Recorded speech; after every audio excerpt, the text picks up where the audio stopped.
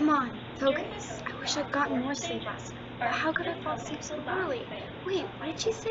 Division of sister chroma what? Oh, forget it. I just want to sleep. Wake up! You should have gone to sleep earlier. Scientifically speaking, she couldn't have gone to bed earlier. It's true.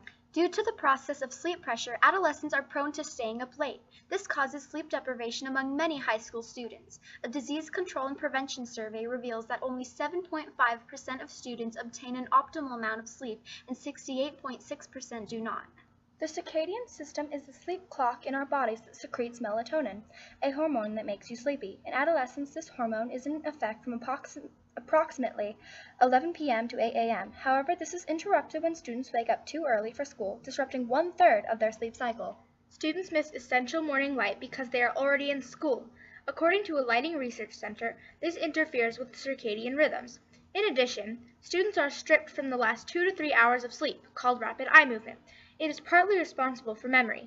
Without it, students can experience moodiness and forgetfulness. The ramifications of lost sleep studied in the CGPS cost students their ability to pay attention, make good decisions, be organized, creative, and motivated. This is a notable loss since these are important to successful learning. As a result, students' grades and eventual future success are jeopardized. According to Professor Amy Wilson, tardiness and absences increase as well.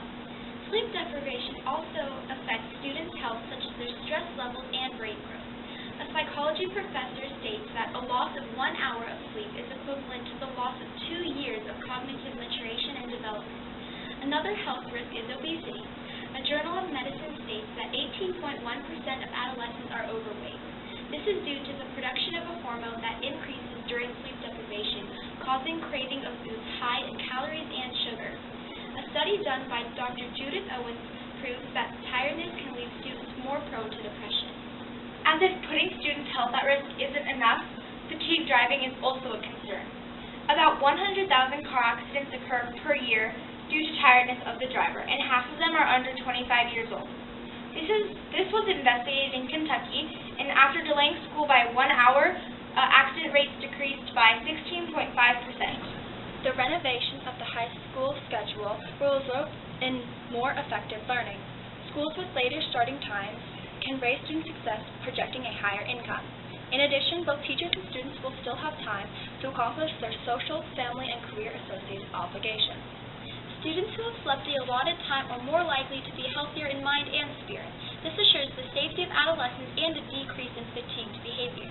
Characteristically, these rested students are more perceptive because of their renewed nature. They are more motivated and prepared to learn, causing them to be less tardy and truant. The previous concerns on lack of sleep would be decreased due to a reform in high school scheduling. Implementing this idealistic schedule into our current system requires that the school arrange the start time schedule in a more effective manner.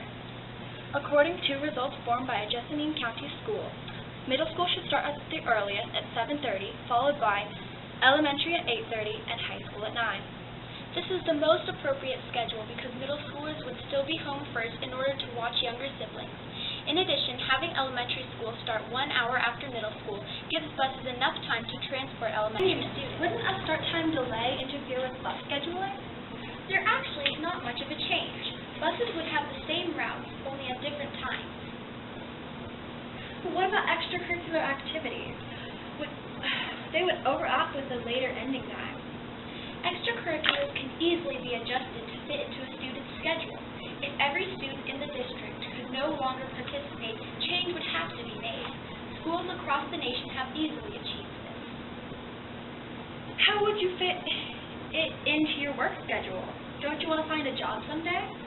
That doesn't affect work much because I could easily schedule my shift for a later time. You know, a study in Minneapolis done by a Center for Educational Improvement has proven this to be successful. But you know, I've heard that sleep deprivation in teenagers is just due to electronics and caffeine. That's a common misconception. Studies show that we lose the most sleep on school nights. That's when we have the most homework and other school-related obligations. But think about your parents. Wouldn't a later start time be inconvenient for parent transportation? Well, well, you should know that public schools offer free transportation, and if parents do not choose to utilize buses, they are responsible for taking their child to school. Before and after school programs are available for students whose schedules need to be adjusted to fit with their parents. Later school starts have been applied in only a few other school districts nationally, but so far, these districts have noticed many changes for the better. Act now and advocate for delayed starts in your community. Together, we can improve the mental and physical health of adolescents and their success.